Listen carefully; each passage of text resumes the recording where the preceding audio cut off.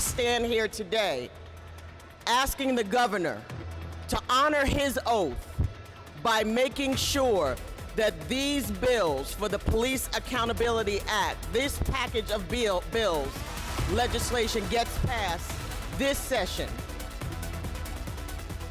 Georgia House Democrats and the Georgia NAACP call on the governor to support 3 police accountability bills. Good evening, I'm Donna Lowry in Atlanta, and welcome to Lawmakers on day 20 of the Georgia legislative session, a milestone because it's the halfway mark. It means we will see more action on legislation as crossover day approaches. Tonight, we're going to dive into a few of the education bills that have recently cropped up dealing with controversial culture issues. Among them is legislation that worries school librarians and media center teachers when it comes to the materials they recommend to students. They could possibly face criminal charges for their actions. Another bill could keep teachers from asking about a child's gender. We'll also update you on how Georgia school districts are dealing with implementing the laws created last year. But first, a look at what happened in both chambers today with our Capitol Report. Day 20 in the Senate saw a variety of bills, from cracking down on gangs, protecting the elderly, to banning certain social media. SB 12, the Protecting Victims and Dismantling Georgia Street Gangs Act, applies a number of new statutes targeting gangs and gang violence. We have unfortunately seen a dramatic increase in crime, and we have a gang crisis. Make no mistake about that. Estimates put it somewhere between 70 to 90% of every single violent crime in our state is committed by a criminal street gang. Included in the bill, a 5-year mandatory minimum sentence for gang members caught committing a crime with a firearm while on probation. Section 6 is to expand the venue for gang acts. Oftentimes, gang members will continue to move around from county to city, etc. And rather than trying to prosecute that in multiple areas, it allows them to consolidate it into one single venue. It also allows gang members to be tried in civil court. Oftentimes, criminal street gangs not just bring their criminal activity and their behavior that causes harm to our individuals, our families, our businesses, but then that perpetuates down to the civil side. This gives a more venue for us, whether it be a city, a county, or even individual, to go after them for also civil damages that they have caused. And I think we should use every tool in the law to go after these criminal actors. Protecting the elderly from financial exploitation is the goal of Senate Bill 84. The U.S. Department of Justice says that over 10% of our elderly will be exploited in any given year. The financial securities industry often knows or has reasonable cause to believe that a transaction is not only up and up, that it's fraudulent, but don't have all the tools they need to stop it. And when it's not stopped and it's found after the fact, in most cases the money's gone and they can't recover the money. The transaction can be held for up to 15 days while it's investigated, hopefully quicker than that. In the 33 other states that have done this, they tell me that in most cases when they believe that there is potential fraud, there usually is. So this will give them a tool to hold on to these, let it be investigated before the money's gone. And bad news for any state employee who is a fan of TikTok. Senate Bill 93 will ban the Chinese-owned social media app from being used on any state-owned electronic devices. We're requiring the Georgia Emergency Management and Homeland Security Agency to produce a list of foreign adversaries citing the federal code, and that this is going to prohibit state employees from installing, using, visiting on state equipment, social media platforms controlled by foreign governments that are recognized as foreign adversaries. But there are a few exceptions. There is a carve-out in the bill that also allows law enforcement, cyber security, research, judicial proceedings, access to the platforms for investigative reasons, or if the state was, had a cybersecurity attack or something to that effect, to allow our first line folks to do their jobs. All of the bills passed. And in the House, nuts and bolts bills pertaining to education, nursing, and Medicaid. House members also honored the life of a favorite in the Atlanta business community, Thomas Dortch Jr. Dortch passed away Wednesday at the age of 72 following a life of civic activism. Dortch's friends, Representatives Bruce and Williams, spoke to his contributions, especially as chair of 100 Black Men of America. I don't come to the well a lot, but today I'm coming to ask you to celebrate a life with me of a gentleman that has touched this whole country. For those of you that knew Tommy, you know that we could stand here all day long and talk about all the things that he has done and contributed. Those of you that don't know him or didn't know him, I really suggest that you go online and look up Tommy Dortch. We send out our deepest condolences for a life well lived. Well done, thou great, good, and faithful servant. Outside the chamber, representatives joined with the Georgia NAACP to introduce 3 bills at a morning press conference. There has been a number of high-profile cases that has caused a lack of trust in our law enforcement, especially within the Black community. So we are highlighting police accountability legislation, and the Georgia NAACP is the organization that has chosen our legislation as part of their policing agenda. House Bills 107, 112, and 113 take aim at police accountability in the wake of Tyree Nichols' death in Memphis. The bills call for a variety of police reforms, including body cameras for all police, require uniform reporting and unqualified immunity, and require de-escalation training and non-lethal use of force. They called for Governor Kemp's support. After the death of Tyree Nichols, many in this House, including the governor and the lieutenant governor, issued tweets. We want more than tweets. We want legislation and action and less thoughts and prayers. We stand here today asking the governor to honor his oath by making sure that these bills for the Police Accountability Act, this package of bills, legislation gets passed this session. And that's today's Capitol Report. Now we're going to focus on education legislation by first looking back before we look forward. Late last year on our sister show, Lawmakers Beyond the Dome, we focused on some of the education bills that became law during the 2022 General Assembly. Similar education cultural issues are suddenly cropping up this legislative session.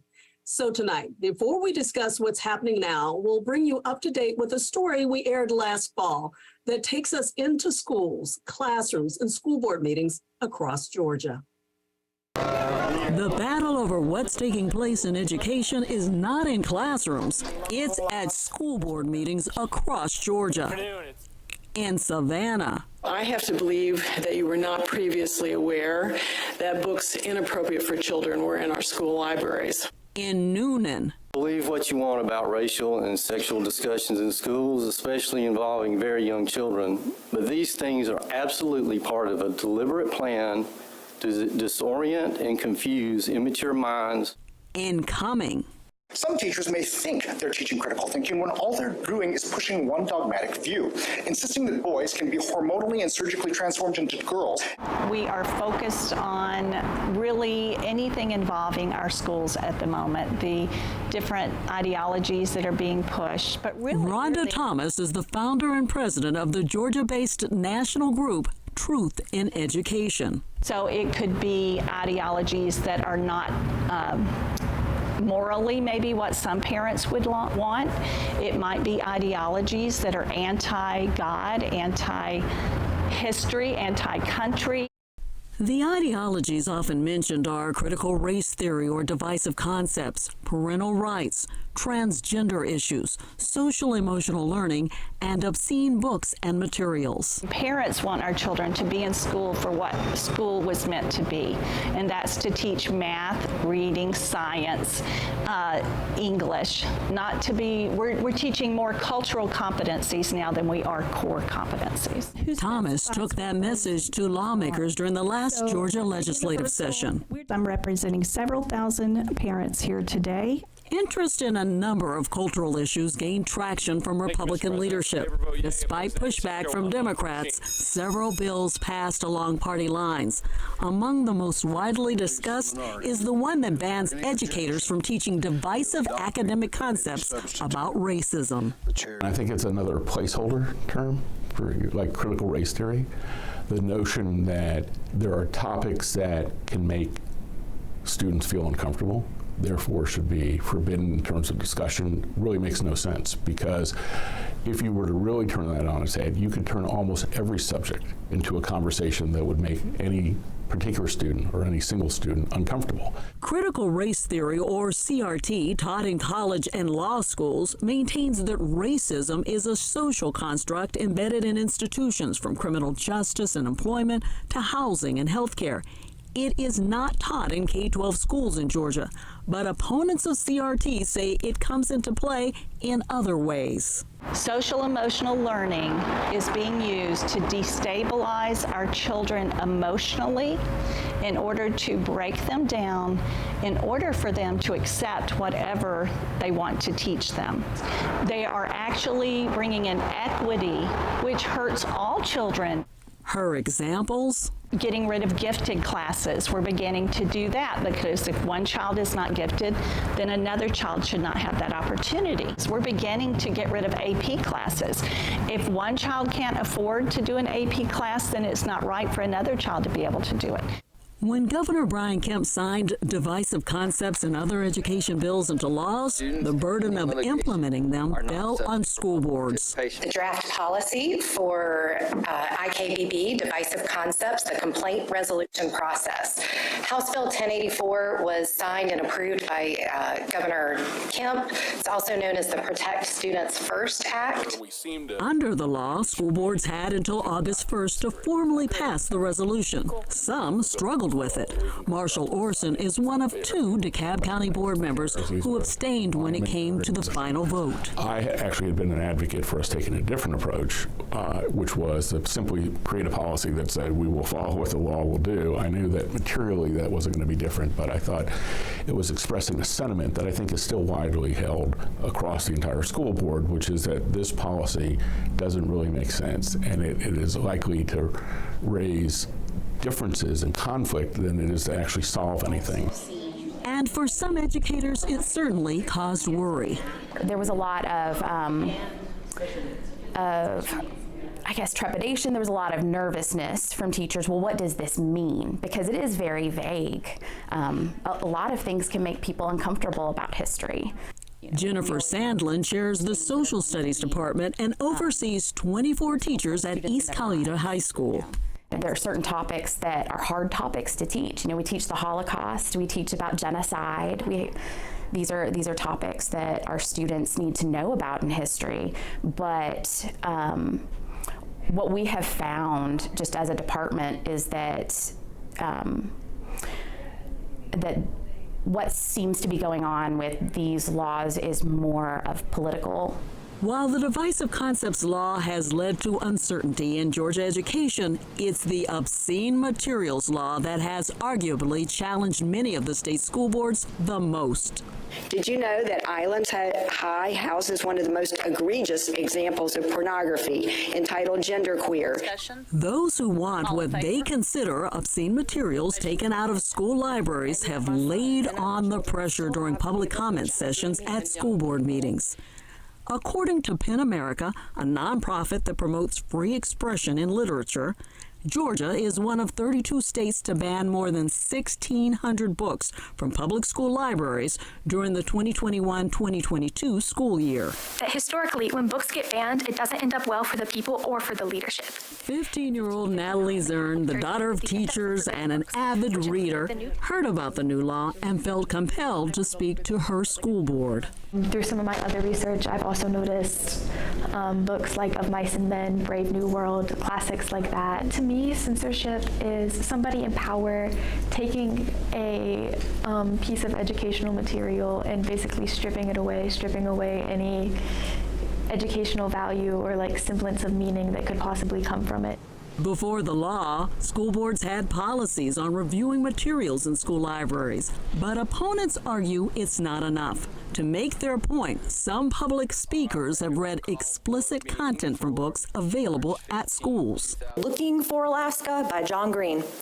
This book contains material involving a 16-year-old boy getting his first oral experience, tons of underage drinking, so much that there is a tragic accident. There's a reference in the book to porn. The readings during public, sometimes live-streamed meetings. I'm requesting that the board consider a moratorium on the dirty book reading. Has led some boards to change public comment policies. Failure to abide by this policy may result in forfeit of your right to participate in future board meetings. Forsyth County School Board changed its policy, then banned 2 parents from meetings who continued to publicly read explicit materials.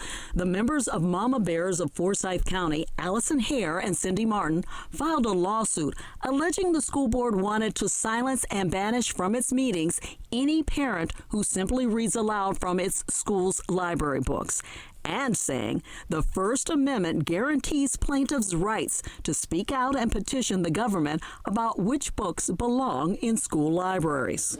The parent that was reading the book and was stopped by the board. Offensive speech is not is covered by the First Amendment. And do you know that by cutting her off, they admitted that was pornography, yet they're allowing it in our libraries? If it's offensive in that board member, it should be even more offensive to children in middle and high school. For Georgia school boards, the new laws have in many ways increased engagement in their meetings and in schools. And in that sense, it's welcome attention on an area of government often forgotten or overlooked, even when there are issues and candidates on the ballot. Okay, so you know how we've been talking about fairy tales? In classrooms, the new mandates are becoming too much for some who are choosing to leave teaching. But for others, has this last year changed how I feel about teaching? I would say it's made it more difficult. It has, and more stressful in ways that shouldn't necessarily have been so stressful. But has it discouraged me from continuing teaching? No, because in the end, you know, I'm here for my students, and I love teaching. So, what's happening now at the state capitol with education? Well, coming up, a discussion on new legislation, including a bill that has some school librarians worried they'll face criminal charges for recommending certain books. Lawmakers is made possible by Georgia Farm Bureau. With over 80 years of helping everyone understand the importance of agriculture in our state. After all, ag is Georgia's #1 industry. Food and fiber production represents over $74 billion in output of Georgia's strong economy. The Georgia Farm Bureau legislative team works to represent producers across Georgia at the state capitol during the session and year-round. Georgia Farm Bureau, the voice of Georgia farmers. Here's what's new this month with Passport. Kirsten had a lot of courage. She fought for Black culture.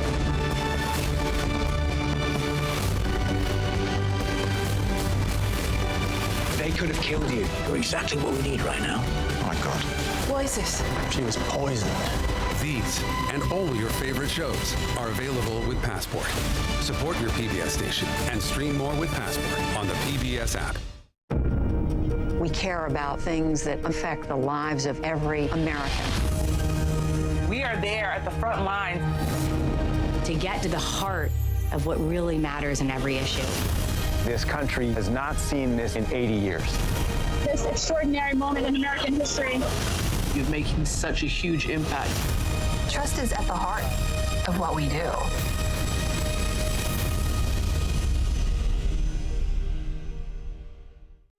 One of the easiest ways to support GPB is to become a monthly GPB sustainer. Your monthly support continues automatically month after month and supports not only the great programming that you love on GPB, but also our efforts in the community.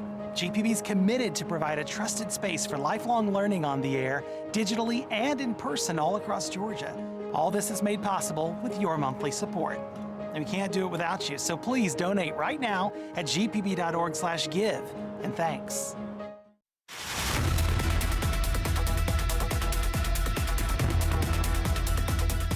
Welcome back to Lawmakers. I'm Donna Lowry. We're going to continue talking about some of the recent education legislation dropped this session. And joining me are education reporter for the WABE Radio, Martha Dalton, and state education reporter for the AJC, Ty Tagami. Welcome to both of you.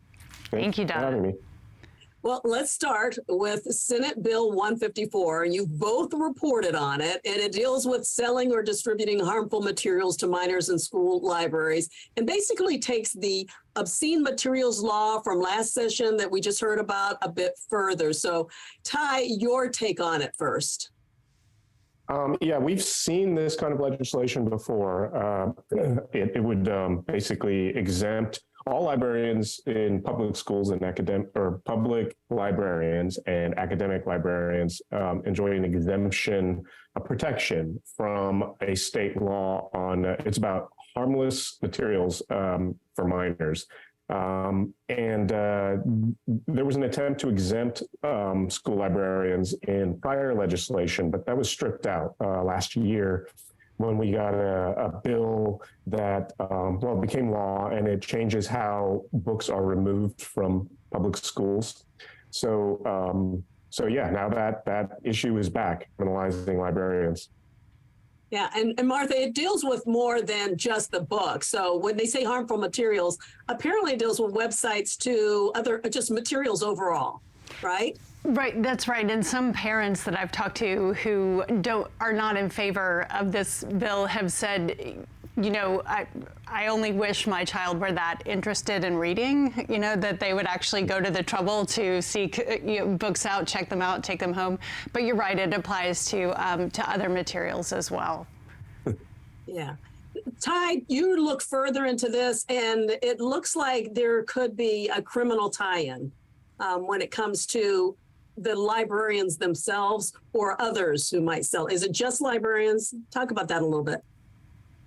Yeah, right. Well, right now, the rest of us are not protected, assuming we aren't librarians, from giving harmful materials to minors. It's everything. It's audio recordings, it's films, it's, you know, books, pamphlets, anything printed. It's a pretty broad area.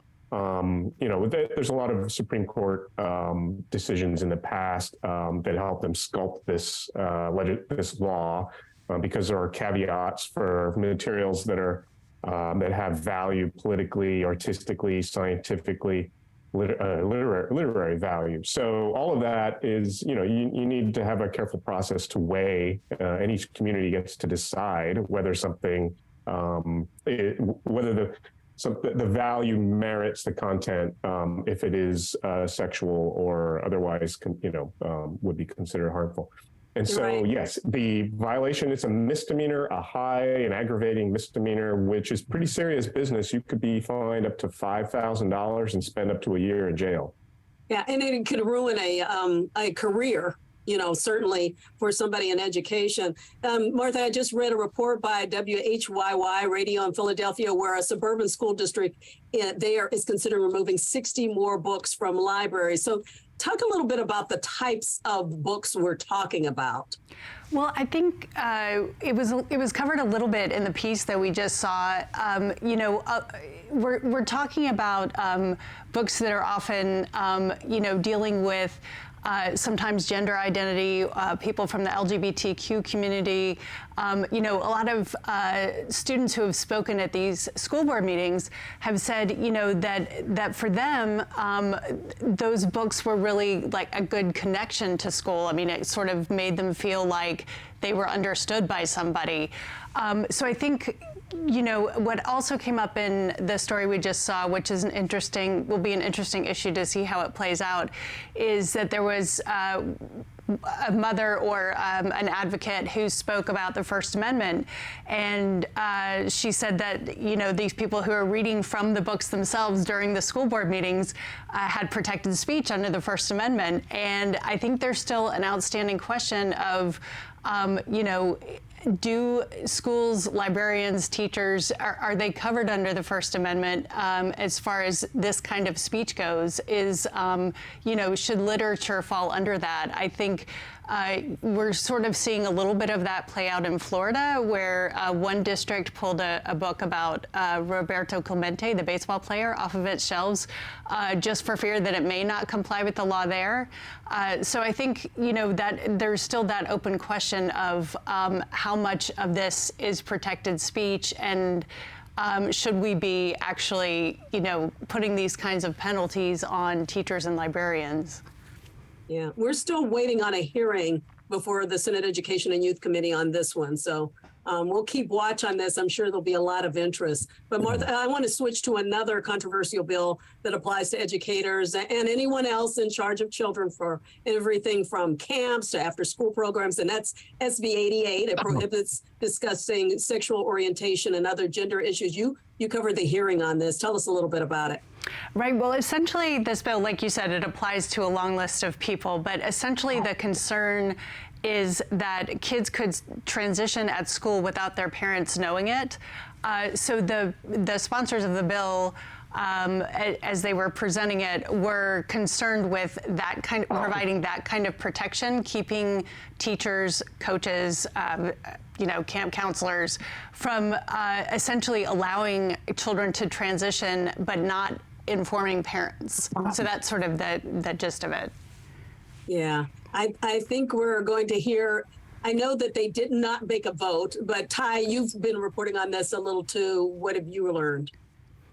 So critics of it are likening it to Florida's pretty well known at this point, Don't Say Gay. I mean, that's not the formal name, but that's what the critics call it, Don't Say Gay law, which prohibits teaching younger kids, it's up through third grade, about gender issues. I don't even know if that's happening, but anyway, it's illegal in Florida. Our bill is more expansive. It would affect kids all the way up through age 15. And it's not just classroom, you know, curriculum, it's discussions. Like, you know, if a kid comes to a teacher just wanting some kind of support, and the teacher, I'm not sure the teacher would be able to give it. So unless the parent signed off. There are other elements to this bill that, you know, again, I don't know if this is happening, but it requires schools to use a child's legal name on their records rather than, you know, if a child wants to go by a different name. Like, again, I don't know that schools actually change their official records in that case. The people may call the child what the child wants to be called, but that's an element of this bill. Also, it says teachers cannot wear provocative clothing. That one was a little vague, the definition, so I think they're going to be working on what exactly that means. Again, all of this is very subjective, you know, for people to have to try to come up with all of this. And the other interesting thing is early in this session, journalists asked leaders about these cultural issues in education if they would come up, and most say they didn't think they would. But Martha, here they are. Right. Here they are. Here we are again. You know, we kind of just went through this last year, as Ty will well remember, with the I guess it turned out not to be anti-CRT, but the divisive concepts bill, and also with a bill that, you know, isn't allowing transgender students to participate in school sports teams. So, yeah, we're kind of back in this sort of same arena this year. Yeah, and we still have half the session left and quite a few days before crossover day. So we'll see what happens. But I want to thank you both for coming on the show. Ty and Martha, we've been covering education for a long time, all three of us. But that does it today for Lawmakers. We'll be back on Tuesday, February 21st for day 21 of the legislative session. Have a good night.